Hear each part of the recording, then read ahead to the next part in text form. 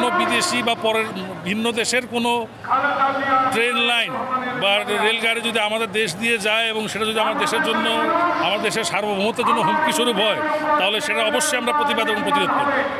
আমার কাছে শুনে নিথুনবাবুর কথাটা ভাই, রেলগাড়ির যে ষড়যন্ত্র, আমাদের একটা রেলগাড়ি লাইন তৈরি হবে এই সরকারকে উৎখাত করার জন্য, এই রেলগাড়িতে করেই পাঠিয়ে দেওয়া হবে পরবর্তী দেশে, যে দেশ থেকে ওরা মনে করছে এই রেলগাড়ি ঢুকে আমাদেরকে বন্ধ করবে। আমরা দেশের এক কোণা মাটি ছাড়তে রাজি না, আমরা দেশের মাটির এক কোণা মাটি ছাড়তে রাজি না।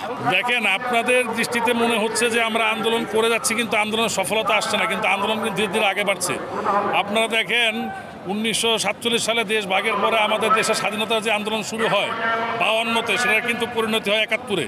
দীর্ঘ 20 বছর কিন্তু আমাদের দেশের মানুষজন আন্দোলন করেছে এবং সেই আন্দোলনের পরিসমাপ্তি ঘটেছে 71-এর মুক্তিযুদ্ধের মাধ্যমে। আমরা বিগত দিনে বাংলাদেশ স্বাধীন হওয়ার পরে স্বৈরাচারের বিরুদ্ধে যে আন্দোলন করেছি, 10 বছর আন্দোলনের পরে সেটা পরিসমাপ্তি ঘটেছে, জনগণের বিজয় হয়েছে। তো এই আন্দোলন সময় হয়তো লাগছে, কিন্তু আন্দোলন কোনোটা বৃথা যায় না, কোনো আন্দোলন বিফলে যায় না। জনগণের আন্দোলন সফলতা আসবেই, আনবেই। আপনি যে কথাটা বললেন যে আমাদের যে আন্দোলন ছিল যে নির্বাচন বর্জন অথবা জনগণের নির্বাচন অংশগ্রহণ না করে, সেদিক থেকে আমরা পরিপূর্ণ 100% সাকসেস। আপনারা সরকারি পরিসংখ্যানে যত যাই বলুক, নির্বাচন কমিশন ঘুম থেকে উঠে যাই বলুক, এটা তাদের অন্যান্য ব্যাপার, কিন্তু আমরা যেটা অরিজিনাল খবর সেটা হচ্ছে যে মাত্র 5 থেকে 7% ভোট পড়ছে, যেটাতে অনেক সময় অনেক জায়গায় জামানত বাজেয়াপ্ত হয়।